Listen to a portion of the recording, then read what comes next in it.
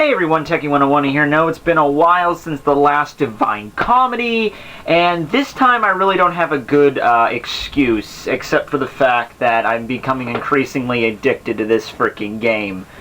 It's weird. I mean, really, it's weird. I mean, my friends that play this game always say, oh man, it's addictive, never get into this game, you'll never have any free time to do anything, and I'm like, who cares? So last night I get on at like 9:30, and, before 11 o'clock. Like, it was weird. It's just like, I start playing, like, oh shit, okay, wow, okay, that went by quick. So, this defies the laws of time and space, but it's a fun game. I enjoy it. Anyway, well, now back to the stuff that we actually like to talk about. Purgatory! Alright, now we're going to finally get into the actual Purgatory proper, as we discussed anti-Purgatory in the last video. Hopefully my voice won't go all hollow like it did in the last one. That was weird. I really have no idea why it did that. It's nothing to do with my camera, because it came out fine, and yeah, something with the rendering process. But this time, at least, I'll save the file, so if it does screw up, I can just go back and fix it. Okay, Purgatory. Now, before we get into Purgatory, let me discuss very quickly with you how the whole soul thing works, of like which souls go to hell and Purgatory and how they ascend to heaven. And also let me discuss a little bit more in greater detail of what happened with the gates of Purgatory, because there's a bunch of stuff I missed after going back into the book. And first, let me just discuss, that's my mom in case you hear somebody. First, let me discuss how the soul thing works in terms of, you know, like who goes to where. Okay, first off, we've already discussed that if you committed a mortal sin, such as murder, such as treachery, fraud, whatever, you have no hope of retribution, so you go to hell. So any kind of mortal sin, you go straight to hell, no chance of getting out, you're stuck there forever. Next is Purgatory and Heaven, which are kind of, you have more opportunities to get to heaven through Purgatory, or you can go straight there. And the only way you can go straight to heaven after you die immediately, go to heaven, is to have your sins purged beforehand, either through a priest or some other method, or just be, you know, I assume all humans have some form of sin or another. It's not, I think in the last video I mentioned, like, anybody that does not have a sin goes to heaven. That's not really the case, because even the most pure-hearted, even the most pure-hearted of a human being is still going to have some sin to deal with, so they have to purge the sins in the earth before they just go straight to heaven. That's the only way you can get in straight to heaven. Now, Purgatory is there for those that lived a life of, they didn't commit any mortal sin, but they're still filled with sins. And like we stated, to get into heaven, you have to have no sins whatsoever. No lust, no greed, nothing. You have to be completely pure. So, Purgatory is basically like the washing area, where they have to wash all the sins out of you. And if that sounds kind of painful, oh boy, it is. So, yeah, that's the whole point of Purgatory. I throw like a little diagram up there just to make sure you guys understand what I mean. So, you know, if you didn't have your sins purified before you died, you go to Purgatory, get them cured, whatever they are, and then you purify, and then go you up to heaven. So, now on to the gates of Purgatory, which we discussed earlier. This is where St. Peter was, who entrusted, he carved the 7 P's on Dante's forehead, and these represents the 7 terraces of Purgatory, the 7 deadly sins. And he said, make sure you have all of these P's purified, all of the P's removed before you ascend to heaven, because you can't have any on. And also, more frightfully, something else that Peter says, and that's the whole reason I'm going back to this, is he hands Virgil a silver key and a gold key. I believe it's the silver key that actually opens the gates of Purgatory themselves. And he also says to Dante that do not look back once you're inside, because if you look back after entering Purgatory, I guess that's a symbol of letting yourself open to all the sins that you purged. You're letting it back into you, or maybe you're reminiscing hell or something like that. Whatever the case, Peter tells him, you look back, you get expelled. So, you get kicked off the mountain, I guess. It's like, I'm almost at the top, I'm almost at the top. What the hell's that? Ow! And he just gets shot off the mountain. I don't know. That's just what he tells him. That would be something, I would really want him not to tell me that. Because if someone tells me, he's like, do not look back or you'll get thrown off the mountain, I'd be like, walking up the rest of the mountain being like, don't do it, Matt. Don't do it. I know, I freaking know. Alright, so anyway, they enter through the gate. I just thought that was very interesting. They enter through the gate, and they enter the first terrace. Purgatory is broken up into 7 terraces and 3 sections of certain terraces. So there's first 3 terraces are the first section, which is I believe misdirected love. All the sections deal with some type of love. that has been misdirected or excessive or just deficient. So these are the those who had misdirected love.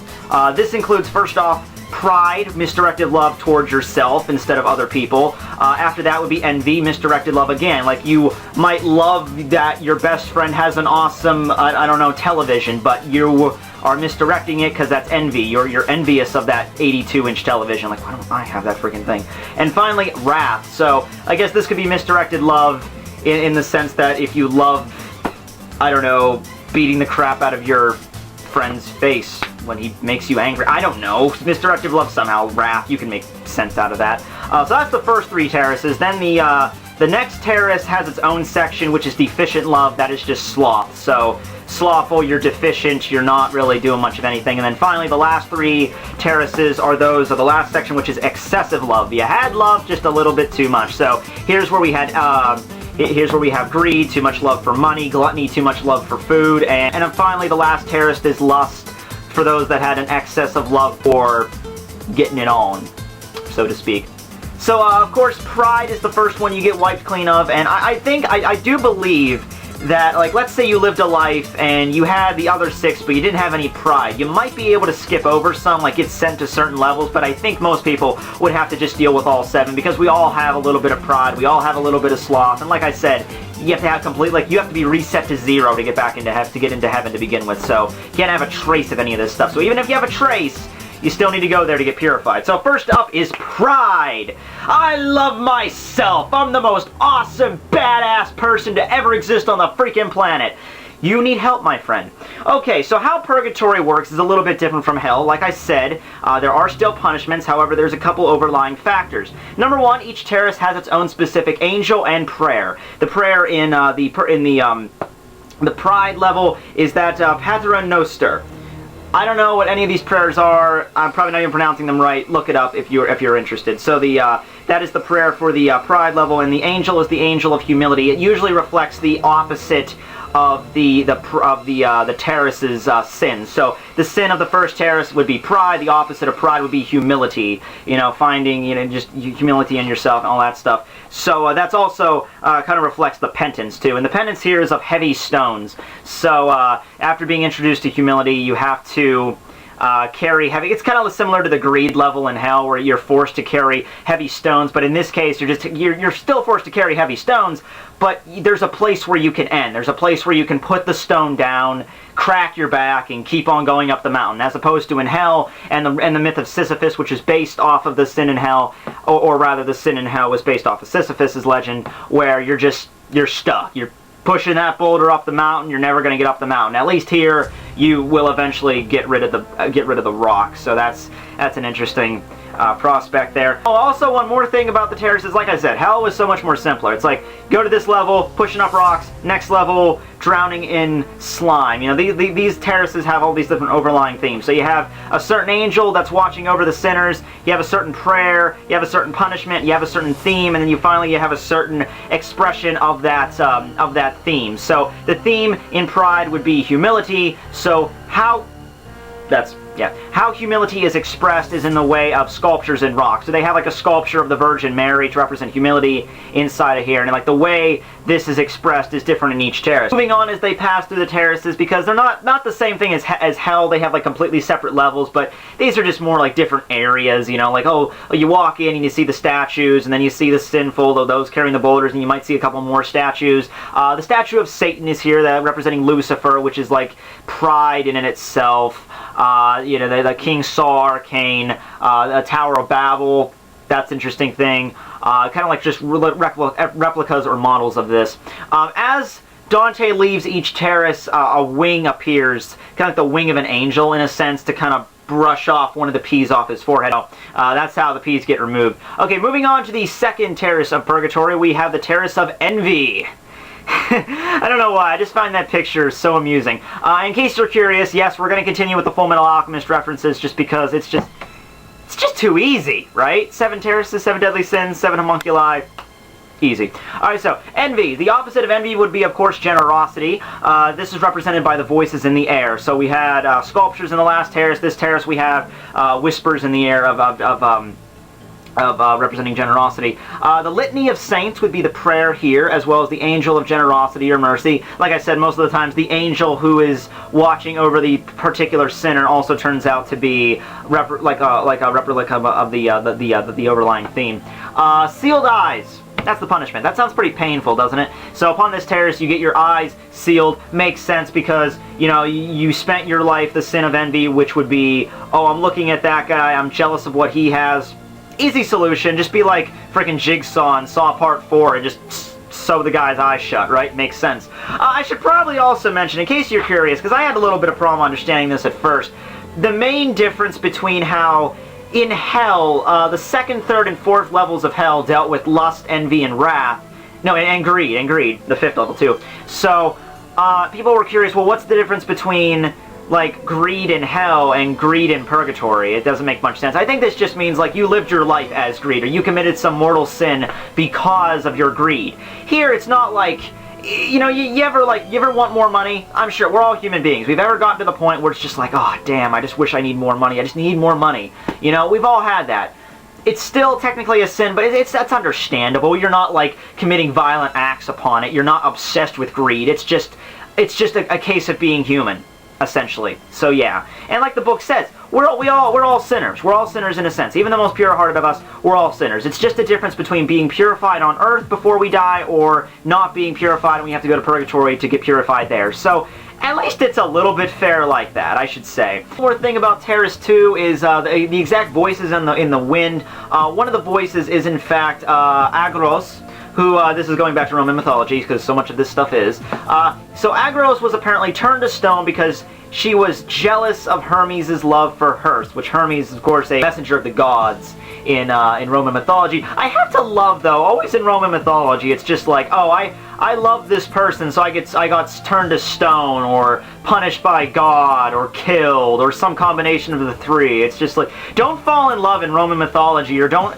have any kind of romantic feelings for anybody that is a demigod or a real god, because you will get screwed over somehow in the end. Even if you are a god, you're gonna get screwed over somehow in the end. Next up is Terrace 3, last one in this video, the Terrace of the Wrathful. Oh yeah, getting badass now. The opposite of wrath, of course, being meekness.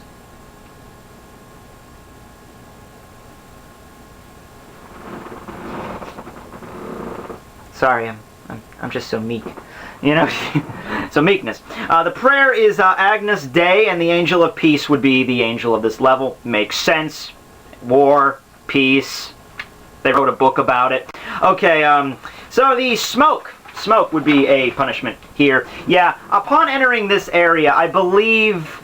actually, I think even before entering this area, just as they're leaving the second terrace, Dante... They're walking up the mountain, and they get completely covered by smoke, and Dante's like, what the hell? What's going on? What's going on, Virgil? And, like, they're literally gonna die, because, once again, if you're, like, walking up a hill and you just see a huge mountain of freaking smoke coming at you, yeah, you're gonna get freaked out. So, the smoke would be considered their punishment, in a sense, because, you know, wrath, they just can't see anything from that point onward. Also, because of the smoke, Dante and Virgil aren't able to even see the way that the penance would be shown to them. So in this level, they are shown in the visions of the mind. So, just imagine this for a second. We have Dante and Virgil walking up a mountain. Everything's cool so far. Like, they saw some messed up stuff, but once again, they've been through hell. They can pretty much take it. All of a sudden, massive mountain of smoke just clouds over them. Okay, Dante starts tripping out. Like, what's going on here, Virgil? And then he starts having hypnotic visions of it's of Mary, and then the whole point is of Christ being not locked, but trapped in the cave for 3 days after his crucifixion, because that's like the ultimate example of meekness. But just imagine that, like, walking up, covered by smoke, can't see anything, and then you start having hallucinogenic visions of Christ's time spent in the cave. I think if you walk into any establishment in America, just like, I just had a vision of Jesus being trapped in the cave after his crucifixion. Nice, pal. That's nice. Yeah, let's call 911, Bill. I think George lost it, you know? Anyway, okay, so that's the third terrace. That's all things that cover misdirected love. So next time we will probably finish up Purgatory with deficient love and excessive love. We should be able to get through those. That's not where Purgatory ends. There's a couple of levels after that. In case you're curious on what's on the top of Mount Purgatory, Garden of Eden. The Garden of Eden is literally... it's a place. You can physically go. It's on top of a mountain. Guess that would make more sense of why Adam and Eve were kicked out. Just like God throws them off a mountain, I guess. Okay, so yeah, thanks for watching the video, guys. Tekking 101 signing out. Really hope this isn't like voices messed up, but we'll fix it if it is. Okay, see you guys.